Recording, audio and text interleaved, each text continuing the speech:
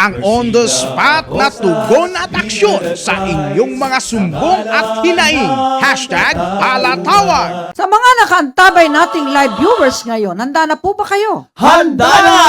Ano? Yes, hindi na natin patatagalin pa upang kayo po ay direktang makausap na at agad nating maasistihan ang inyong problemang legal. Sa sino mang nais makausap po ang ating punong mananggol pambayan, i-comment niyo po lamang ang inyong pangalan, cellphone number, tahanan o address, problemang legal sa ating comment box. #palatawag na! Makakasama po natin si Chong Billy via phone call na taga Manila.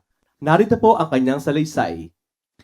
Magandang araw po, Chief Acosta. Ako po si Chong Billy from Manila, dating seaman.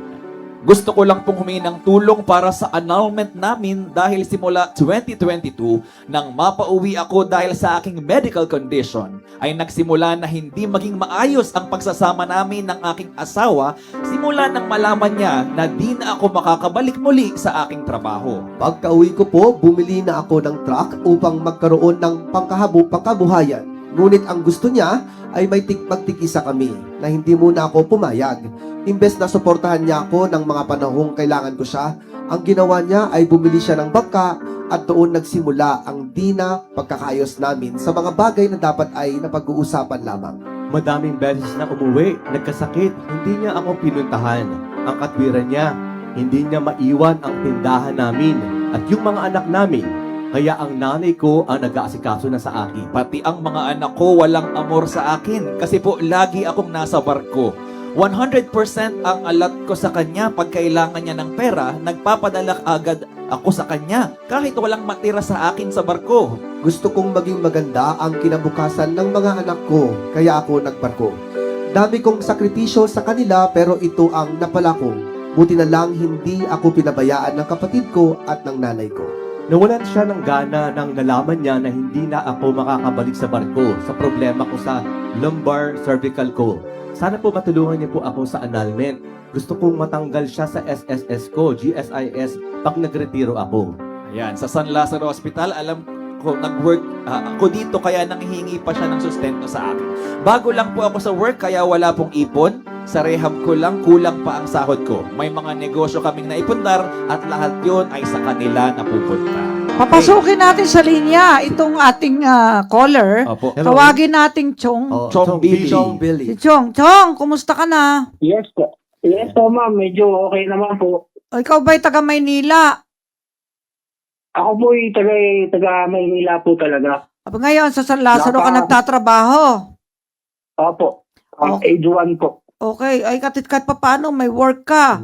Ngayon, mukhang marami Opo. kang problema sa pamilya. Kayang-kaya ng Opo. district head ng ating Manila, si Sige. Atty. Patrick Montemayor, ang problema mo. Pwede kayong Opo. pagharapin ng ginang mo. Kasal kayo, di ba?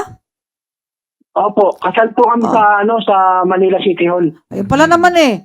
Ngayon, alam mo, kung muaway pamilya nyo, ayoko nang discussin yung mga detalye pa niyan, although na ilahad na sa ating Opo. mga kababayan. Ang problema Opo. mo, nakikisimpatiya kami sa'yo, pero alam mo, pag-away pamilya, talagang pinimediate natin, Yan, kinoconciliate.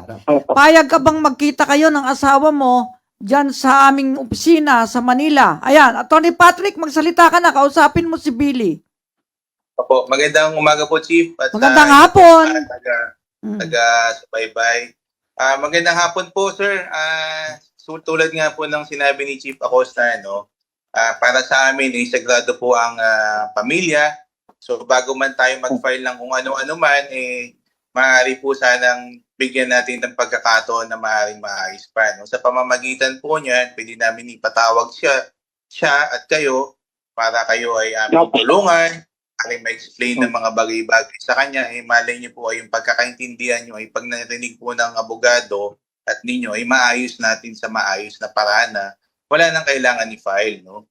So, ako po ay kukunin yung inyong numero at kayo ay aking tatawagan.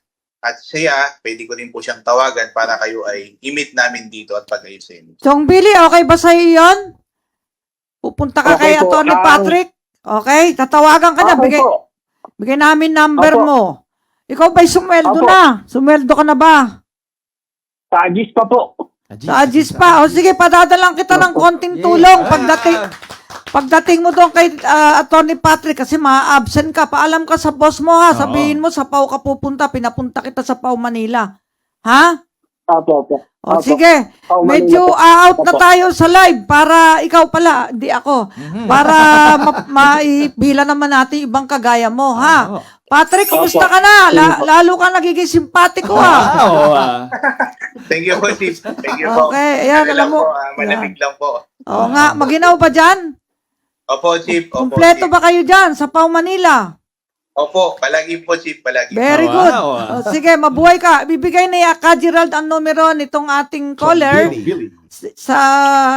sa'yo at mag-exchange gift kayo ng Alright. ng numero. Salamat, Patrick. Mabuhay Thank you ka. po. Bahala Thank ka you, na Thank dyan. Thank Thank you, Chong Billy. Chong Billy. Salamat po. Salamat. Salamat po, Billy. Thank you po. Salamat Thank you po. Salamat po.